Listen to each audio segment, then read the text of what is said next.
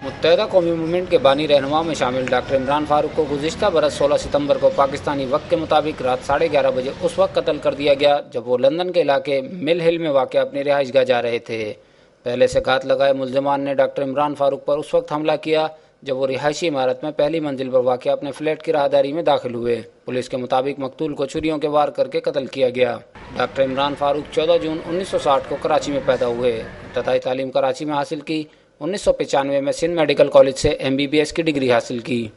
سابق رکن قومی اسمبلی اور ڈاکٹر عمران فاروق کے والد فاروق احمد کے مطابق عمران فاروق انتہائی سلجھے ہوئے انسان تھے، ہر طریقے سے اہل خانہ کا خیال رکھتے تھے۔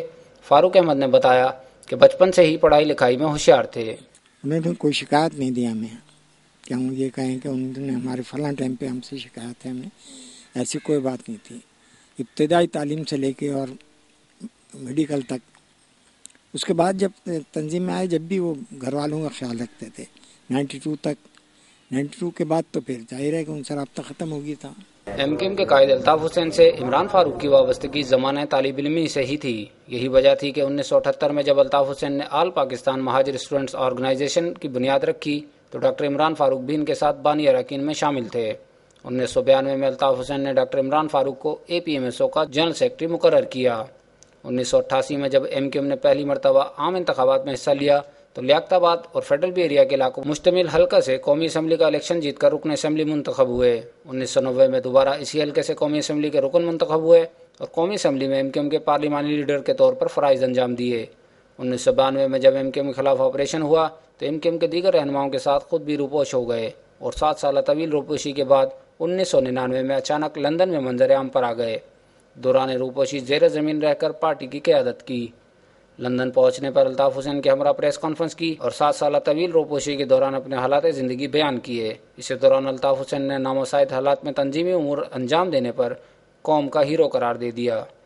1999 میں ہی عمران فاروق MKM کی رابطہ کمیٹی کنوینر مقرر ہوئے اور آخری وقت تک اسی عہدے پر فائز رہے۔ 13 فروری 2004 کو لندن میں رکن سندھ اسمبلی شمائلہ نذیر کے ساتھ رشتہ ازدواج میں منسلک ہوئے۔ ڈاکٹر عمران فاروق بھائی یقیناً الطاف بھائی کے روز اول کے ساتھیوں میں سے تھے اور APMSO کے پھر اہم ذمہ داریوں پہ ہوتے ہوئے APMSO کے سیکرٹری جنرل بھی منتخب ہوئے اور اس کے بعد جب MKM بنی ہے 1984 میں تو اس کے پہلے سیکرٹری جنرل تھے اور ان کے بعد کوئی بھی سیکرٹری جنرل نہیں ہوا، اور پھر جس وقت ان کی شہادت ہوئی ہے وہ تو MKM کی رابطہ کمیٹی کے کنوینر تھے۔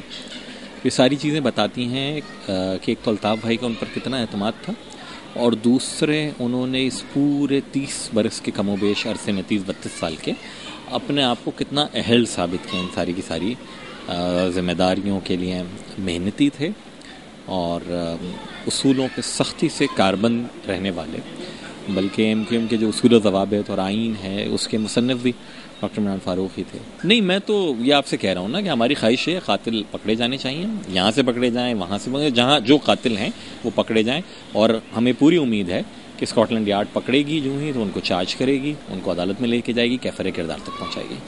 ڈاکٹر عمران فاروق سیاسی رہنما ہونے کے ساتھ ساتھ ایک شاعر، ادیب اور دانشور بھی تھے۔ انہوں نے کئی تنظیمی کتابچے بھی تحریر کیے جنہیں آج بھی MKM کے کارکنان کی تربیت کے حوالے سے کلیدی حیثیت حاصل ہے۔ ڈاکٹر عمران فاروق کا پورا خاندان MKM سے وابستہ ہے۔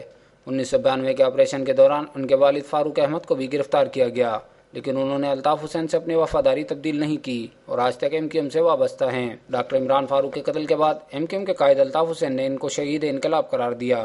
ڈاکٹر عمران فاروق کی نماز جنازہ جناح گراؤنڈ عزیز آباد اور تدفین MKM کے شہداء قبرستان یاسین آباد میں کی گئی، جہاں ہزاروں افراد نے ان کی نماز جنازہ اور تدفین میں شرکت کی۔ میٹروپولیٹن پولیس لندن MKM کے مقتول رہنما کے قتل کی تحقیقات کر رہی ہے، لیکن 1 سال گزر جانے کے باوجود اب تک کسی نتیجے پر نہیں پہنچ سکی ہے، جبکہ اسکاٹ لینڈ یارڈ نے ڈاکٹر عمران فاروق کے قتل کے چند روز بعد ایک اپیل بھی جاری کی تھی اور مبینہ قاتل کا خاکہ بھی جاری کیا گیا تھا۔ قتل کے واقعے کو 1 سال گزرنے پر اسکاٹ لینڈ یارڈ نے ایک اپیل اور جاری کی ہے اور ملزمان کی اطلاع دینے پر انعامی رقم کا اعلان بھی کیا ہے۔ کیمرہ مین انور معرفانی کے ساتھ امجد قائم خانی، حریت نیوز، کراچی۔